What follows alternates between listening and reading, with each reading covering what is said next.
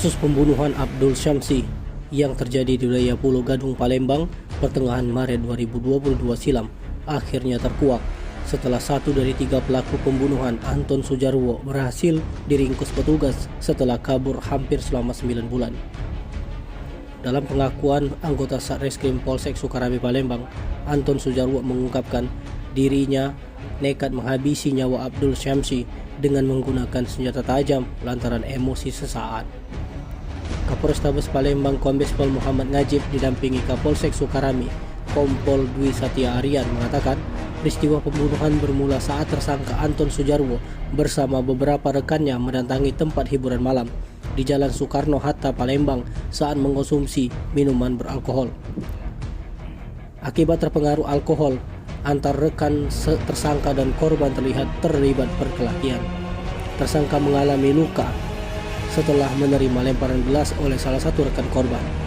Tidak terima, Anton Sujarwo tersulut emosi hingga mengejar korban yang saat itu langsung kabur ke Pulau Gadung. Saat itu tersangka bersama satu rekannya mengikuti korban. Saat bertemu, Anton Sujarwo menghunuskan pisau yang sudah disiapkan ke arah tubuh korban hingga tewas. Anton Sujarwo menikam tubuh korban tepat mengenai pinggang pada bagian kanan hingga menembus ginjal korban. Dari tangan pelaku ditemukan satu kaos kemeja milik korban dan pisau yang digunakan untuk menusuk korban. Pihak kepolisian menegaskan tengah mengejar satu tersangka lainnya yang masih buron berinisial DT. Sementara itu tersangka Anton Sujarwo mengaku hilaf saat menghabisi nyawa korban. Anton mengaku menyadari statusnya sebagai buronan polisi, namun alasannya kembali ke kampung halaman di Palembang sebulan yang lalu lantaran rindu dengan keluarga.